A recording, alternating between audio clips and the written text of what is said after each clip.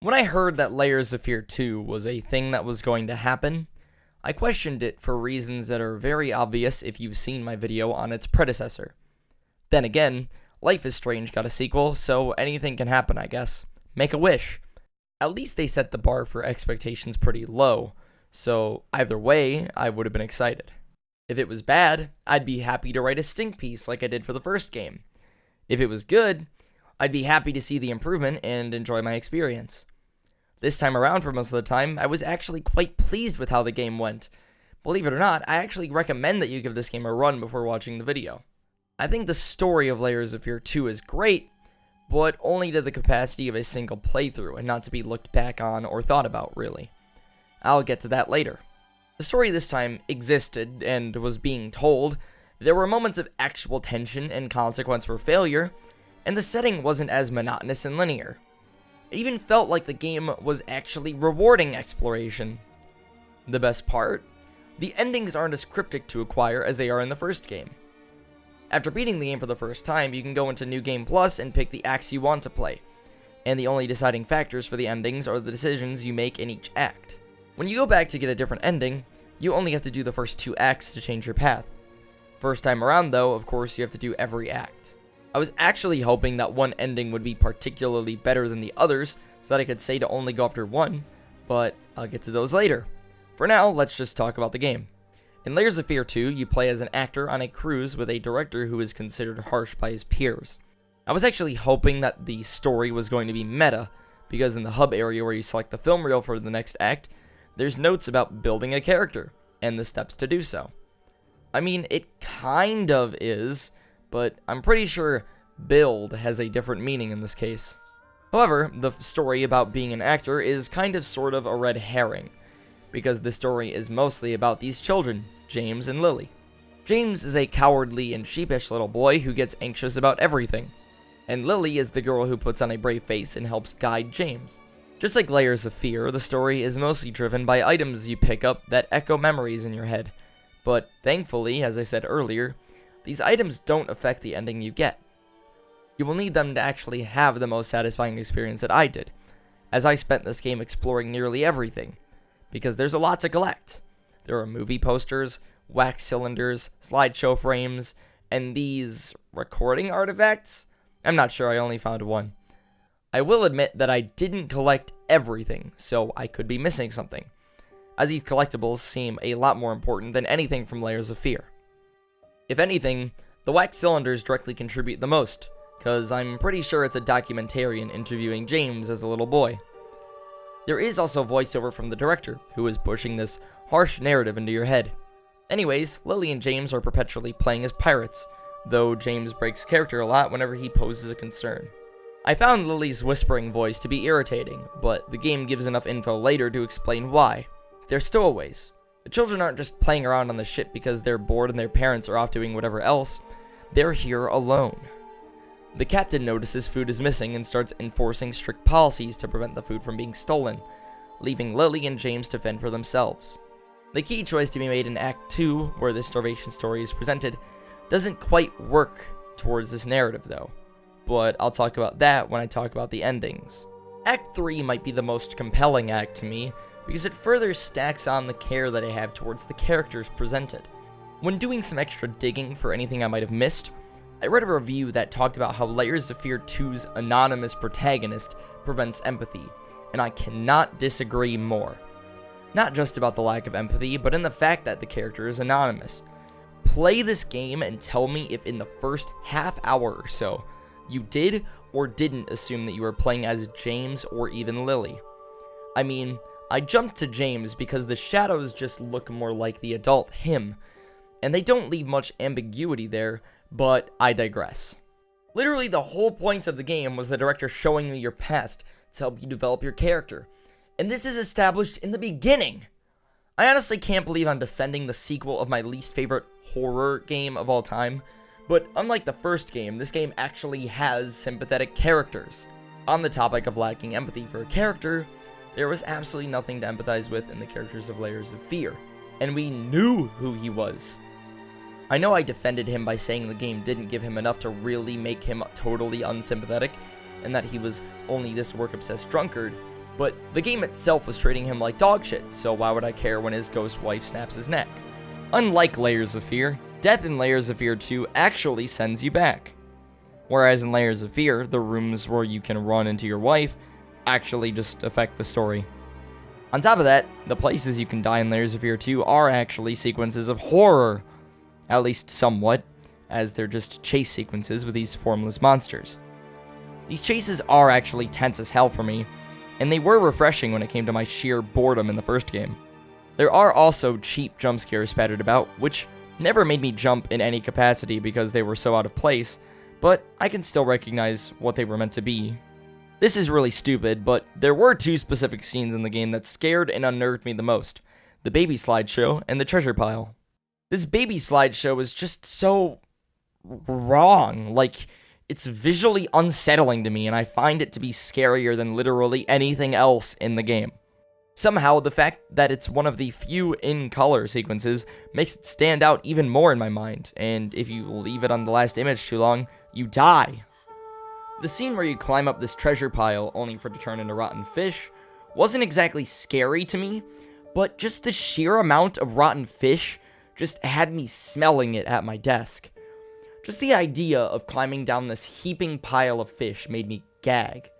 When it comes to the monster, it can be used to kill you in a very cheap manner though, and it's quite lame. I don't know how else to describe this section in the final act except for cheap, tedious, and lame. The monsters spawn at corners you have to walk around, but unsuspecting players will literally find themselves running straight into them as they spawn. The worst part is that by this point, I was actually more invested in the story itself than I was invested in this being a horror game. I much preferred what I can only describe as a boss sequence towards the end of Act 3, which I have conveniently just segued back into. Act 3 focuses more on why the kids are stowaways, and it's got quite a lot of parental family drama, which I just love in story games, for some reason. I'm letting my bias show. I do hate this sequence with this drawn monster mouth, because it does something that I hate when it comes to sequences where you need to look for something hidden. Repetition. In this scene, you need to take this paper monster mouth and put it on the father figure and Lily in either order, and look for something to please them. At least that's the best way I can describe it. My problem is that the voices will just repeat the last line they yelled at you over and over again, and it got to the point where I had to take off my headphones. I can't tell the game to shut up and let me look for it. They just keep yelling at you. This chapter establishes such a strong bond between Lily and James, and I just fell in love with how it presented itself. I hate to spoil it, but I'm going to for those of you that don't want to play it. Their father was a veteran, and their mother sent him a letter about how she misses him, but is happy that he will be there to witness the birth of their second child, James. However, she died in childbirth, and the father can't help but see James as just the cause of his wife's death, so he treats him like useless garbage. Lily is almost like a mother figure to James, defending him against their father and reminding him to keep their mother close to his heart, as they only have a pendant to remember her by. It gets to the point where she calls their father an evil one-eyed freak and rips his glass eye out. And the boss sequence I mentioned earlier is a scene where you navigate a shrubbery maze while a skeletal cyclops looms overhead. You have to stay out of the beam of light to avoid being caught, and the presentation was just awesome to me. I think Lily even murders the father at the end, which also contributes to them running away, but I'm not totally sure. Sadly though, this is where Layers of Fear 2 loses all of its momentum for me. It starts with Lily deciding to go look for food on her own, not letting James try to help. The level becomes disorienting in an actually interesting way, and the message becomes lose the character, find yourself. And then there's this annoying sequence with the red door. I'm just typing this as I'm playing the level. If it sounds jank, it's because it is. Suddenly, there's Lily crying her song, then her talking about cheering up and being more careful, followed by a section where she's getting angry about not being helped, and it's kind of silly. I think this chapter is supposed to be about the weakness in Lily, her anger and sadness, and not having anyone to look up to.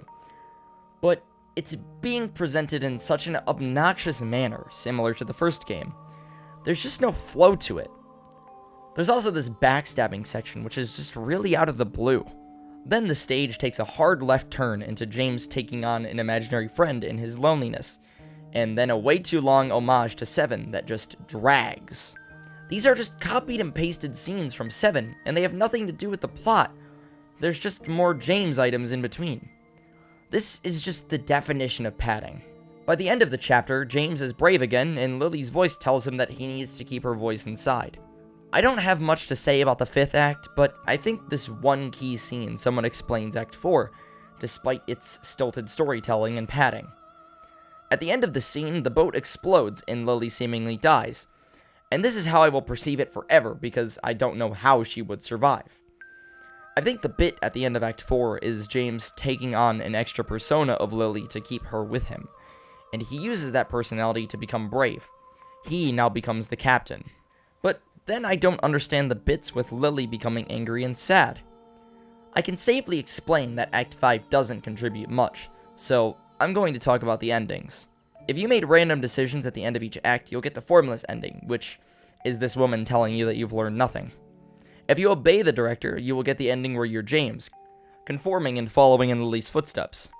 If you disobey the director, you will get the ending where you're Lily, going her own way and being strong to succeed. Both of these endings are meaningless, unsatisfying, and even end in an utterly garbage manner.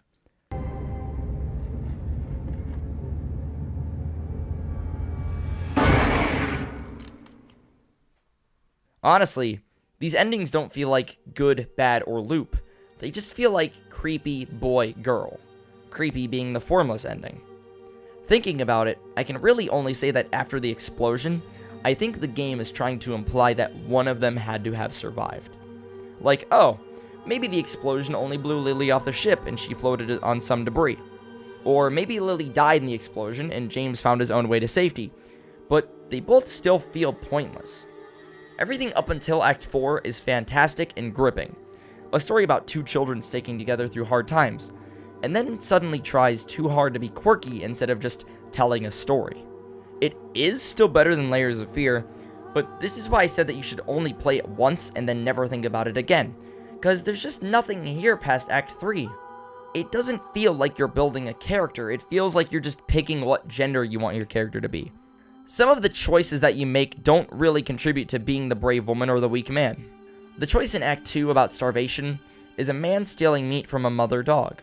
I don't think this choice does well enough to establish being selfish or selfless, when it could literally just be Lily and James, and you can choose whether Lily keeps the meat for herself or gives it to James.